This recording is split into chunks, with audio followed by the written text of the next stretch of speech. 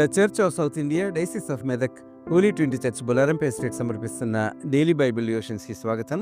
ఈ కార్యక్రమాన్ని వీక్షిస్తున్న మన సంఘ సభ్యులందరికీ, ఆత్మీయులైన ప్రేక్షకులందరికీ తన విధేయత ద్వారా విధేయతకి అర్థాన్ని చెప్పి మనకు విలువైన రక్షణను ప్రసాదించిన మన ప్రియ ప్రభు అయిన యేసుక్రీస్తు వారి అతి శ్రేష్టమైన నామమున మా హృదయపూర్వక శుభాభివందనని తెలియజేసుకుంటున్నాం.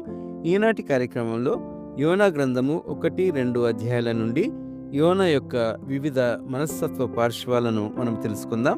ద డిసొబీడియన్స్ ఆఫ్ జోనా, యోనా అవిధేయత అనే అంశం ద్వారా ఈనాటి కార్యక్రమంలో మనకు బైబిల్ సందేశాన్ని అందిస్తున్న వారు మన ప్రియ సంఘ సభ్యులు శ్రీమతి డోరతీ ముల్కీ మధుకర్ గారు.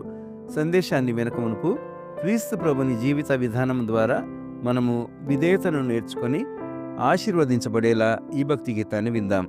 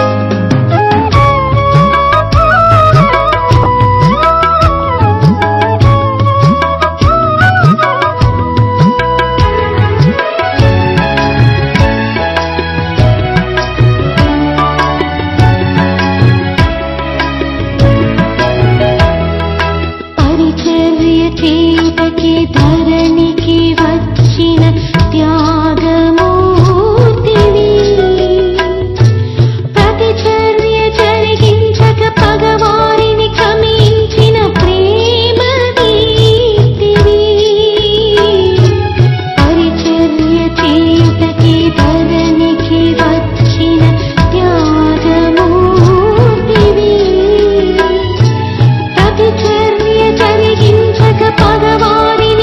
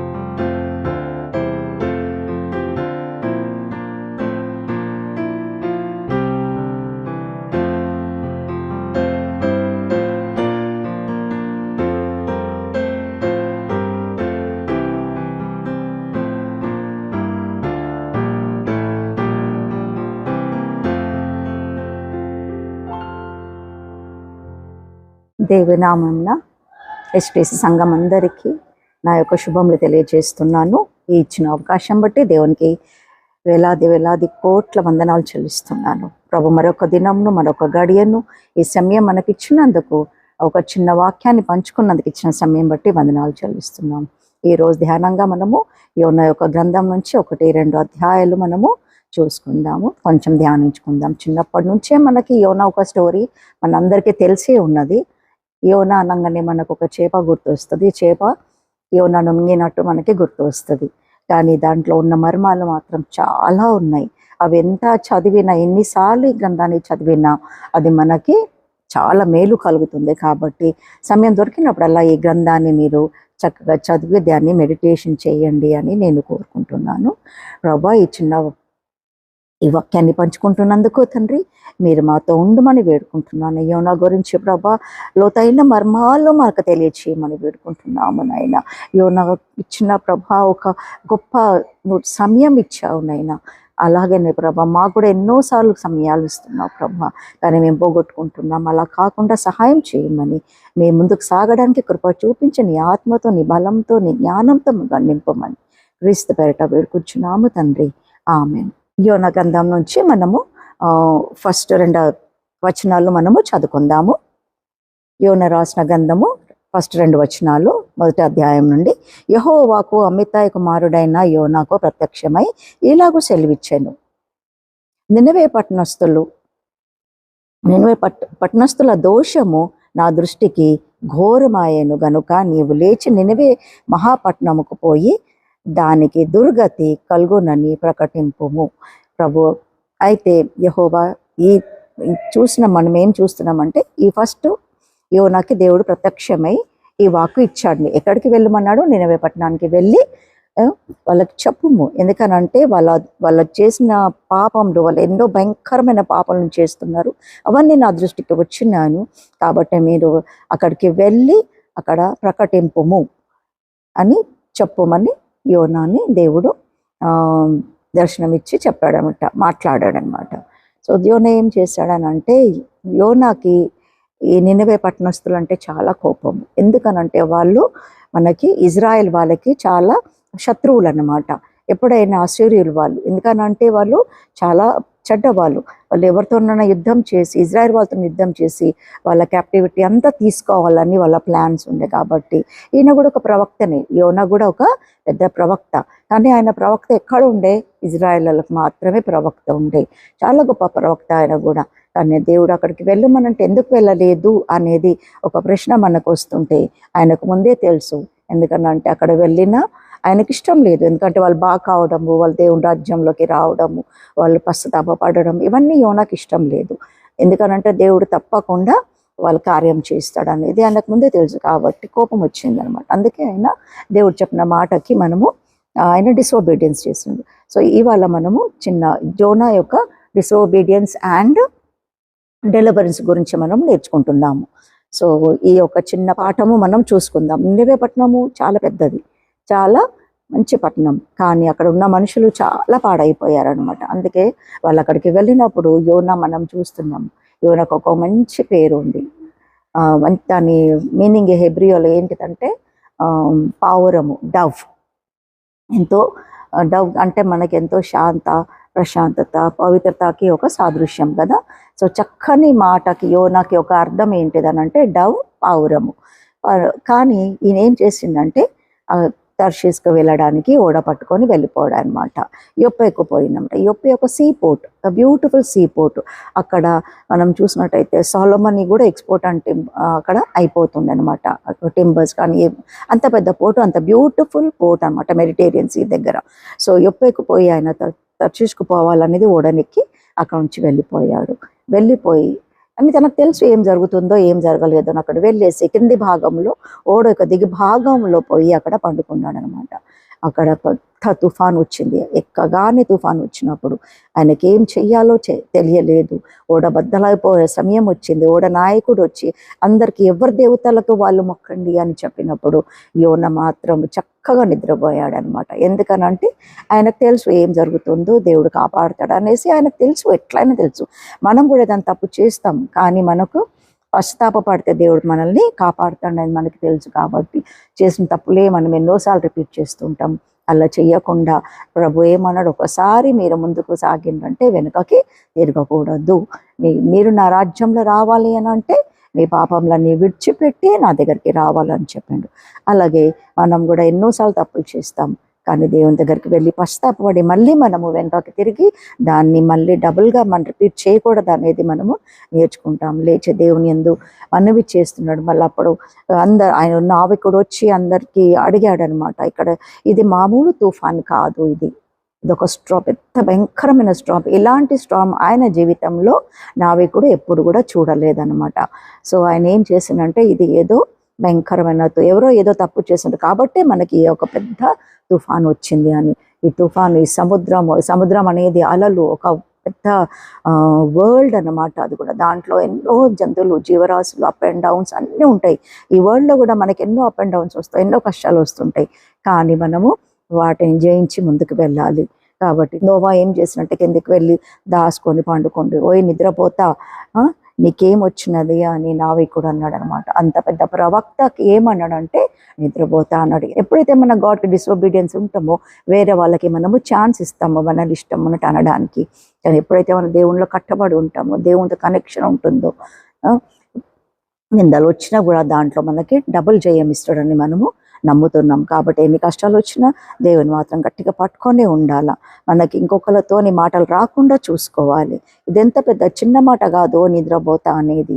కాబట్టి ఆయన లేచి ప్రార్థించుము, మనం అందరం చావకుండా నీ దేవునికి మొరపెట్టుము అన్నప్పుడు ఆయన లేచి అందరికీ చెప్తాడు, ఎందుకు ఇక్కడ ఎందుకు ఈ తుఫాన్ వచ్చింది అని అంటే, ఈ తుఫాన్ నా వల్లనే వచ్చింది, కాబట్టి మీరు ఏం చేయండి, నన్ను సముద్రంలో పడేయండి అంటే. అసలు ఆయన అక్కడ దాచుకున్నప్పుడు ఆ చీటీలు వేసినప్పుడు ఆయన పేరు మీదనే చీటీలు, 100 మంది ఉంటారు ఓడలో. చిన్న ఓడ కాదు అది, పెద్ద ఓడ.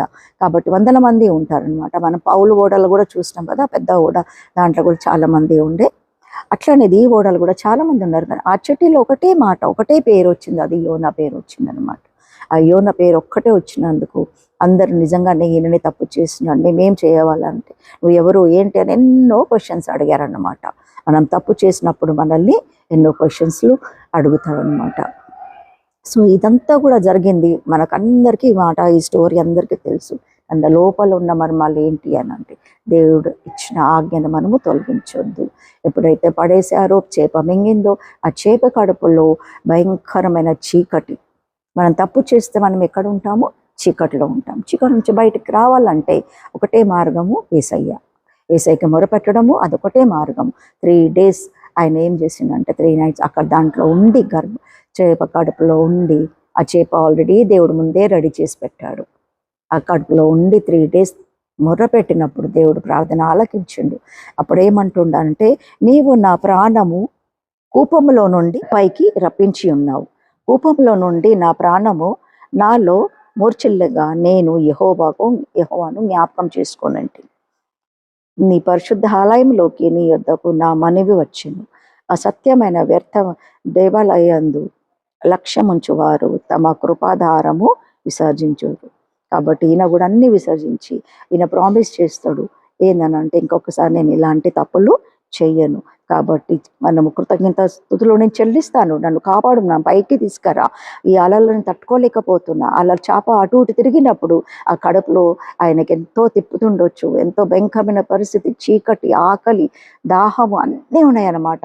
మనం డిసోబీడియంట్గా ఉంటే ఇవన్నీ కూడా మన జీవితంలో మనకు వస్తాయన్నమాట. కాబట్టి మనము దేవునికి క్లోజ్గా ఉండాలి. దేవునికి కనెక్ట్గా ఉంటే మనం ఇవన్నీ గండం నుంచి, చీకటి నుంచి మనం తప్పింపబడతాము, పైకి దేవుడు తీస్తాడు. అప్పుడు మనం చేసిన ప్రామిస్ ఏంటిదంటే, యోనాలాగా కృతజ్ఞతలు చెల్లించి నేను నీకు బలులు అర్పింతును, నేను మ్రొక్కుకొని నా మ్రొక్కుబలను చెల్లింతును మనవి అని యెహోవాకు ఆయన ప్రార్థన చేసినప్పుడు ప్రభు ఆయన ప్రార్థన విని ఆయనను బయటకు తీసుకొచ్చి రావడానికి చేపకు ఆర్డర్ ఇస్తే, చేప మళ్ళీ పోయి అది కక్కి వేస్తే మళ్ళీ యోనా బయటపడ్డాడనమాట.